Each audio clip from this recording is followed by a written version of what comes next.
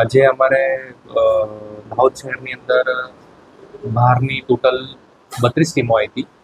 એ 32 ટીમોમાંથી rural sector પણ હતું, જેમ કે અલગ અલગ ગામડાઓ હતા.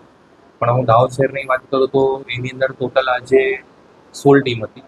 16 ટીમની અંદર અમને ટોટલ મેં આજે 19 મીટર સીલ કર્યા છે સસ્પેક્ટેડમાં. એનું 17, 18, 19 એ પ્રમાણે અમે એને ડેટ આપીશું મીટર ઓપન કરવા માટે ગ્રાહકની હાજરીમાં જ.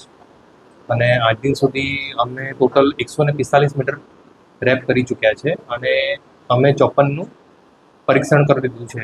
અને એમાં 54માંથી 4 મીટર જ ઓકે નીકળ્યા છે અને 50 મીટર જે શંકાસ્પદ હતા, જેને અમે સીલ કરેલું, એ બધા કન્ફર્મ વીજ ચોરીમાં જે મીટરમાં ચેડા થયા છે એવી રીતે એ સાબિત થઈ ચૂકેલું છે. એટલે એમાંથી અમે એ લોકો જે 50 મીટરો જે છે વીજ ચેડા જે થયેલા છે એનું એપ્રોક્સ એસેસમેન્ટ બિલ અને એની જે એફઆઈઆર કરવાની જે છે એ બધી જ એની પ્રોસેસર થઈ ચૂકેલી છે.